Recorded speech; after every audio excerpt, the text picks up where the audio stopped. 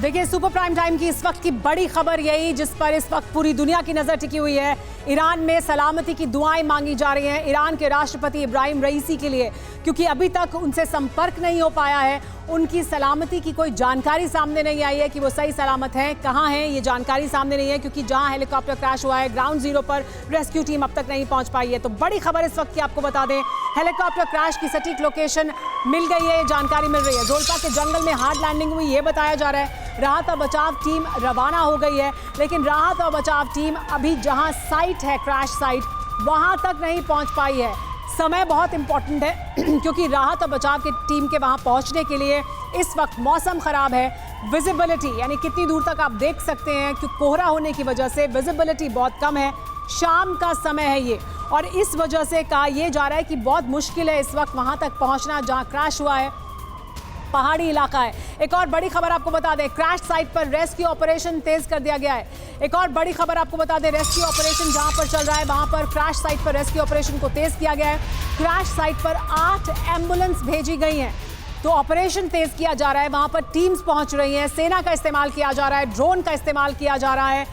8 ambulance भी भेज दी गई हैं, यहाँ पर सेना के अधिकारी भी पहुंच रहे हैं, जो रेस्क्यू टीम है वो पहुंच रही है, रेड क्रेसेंट की तरफ से यहाँ पर जो ऑफिशियल्स हैं वो पहुंच रहे हैं। लेकिन अभी तक जो ग्राउंड जीरो है जहां पर हुआ है हेलीकॉप्टर क्रैश, वहां तक टीम नहीं पहुंच पाई है। लेकिन आइए हम आपको अब दिखाते हैं कि ईरान के राष्ट्रपति इब्राहिम रईसी का हेलीकॉप्टर कहां क्रैश हुआ। मेरे साथ सुमित मौजूद है, मेरे सहयोगी। मैं चाहूंगी कि सुमित मेरे साथ वॉल पर आए और हम अपने दर्शकों को दिखाएं दरअसल वो इलाका कैसा है जहां पर ये हेलीकॉप्टर क्रैश हुआ है। हेलीकॉप्टर कहां क्रैश हुआ उसे हम आपको इस मैप के जरिए दिखाने की कोशिश करेंगे। ये अजरबैजान और ईरान की सीमा पर जोल्फा शहर का क्षेत्र है। तो देखिए ये जोल्फा अजरबैजान का जो इलाका है वो क्षेत्र है, और देखिए इसका जो टेरेन है वो हमें और बेहतर तरीके से सुमित भी बता पाएंगे। देखिए सुमित, ये मैप में हम दिखा रहे हैं वो इलाका जहां पर क्रैश हुआ है।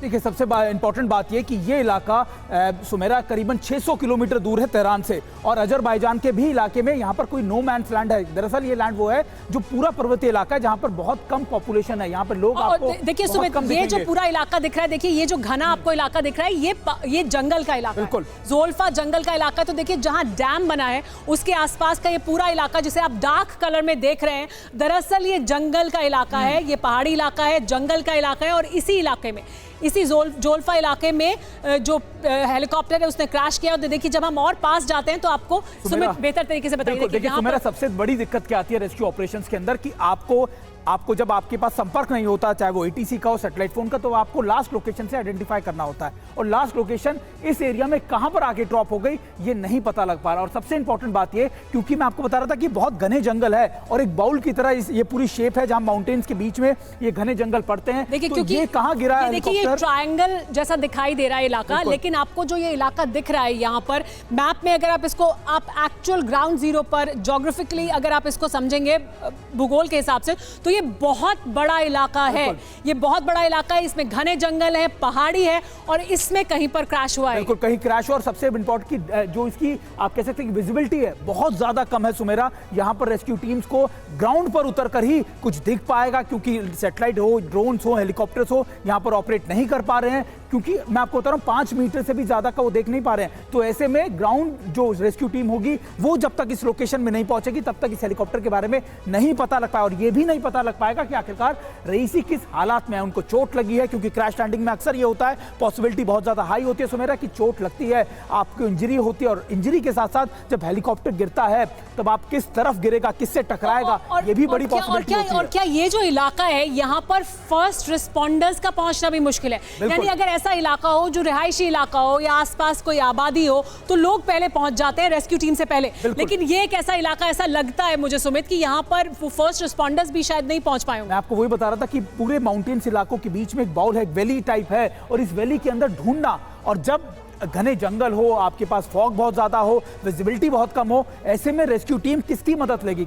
आप टेक्निक की मदद ले सकते हैं, आप टेक्नोलॉजी की मदद ले सकते हैं, लेकिन टेक्नोलॉजी भी इस इलाके में आकर फेल हो रही है, क्योंकि सैटेलाइट फोन भी उनका नहीं मिल रहा है, लगातार उनसे संपर्क नहीं हो पा रहा है एटीसी का। लास्ट लोकेशन जो आइडेंटिफाई की थी वहां पर भी नहीं कुछ दिख पा रहा है, रिंकेजेस या फिर आप कह सकते हैं कि उनके जो मलबा है वो भी नहीं दिख पा रहा। तो ऐसे में जब तक ग्राउंड वर्कर्स या फिर ग्राउंड रेस्क्यू टीम वहां नहीं पहुंचेगी, वो उस इलाके में नहीं घूमेगी, तब तक ये कुछ भी कह पाना बहुत मुश्किल होगा सुमेरा।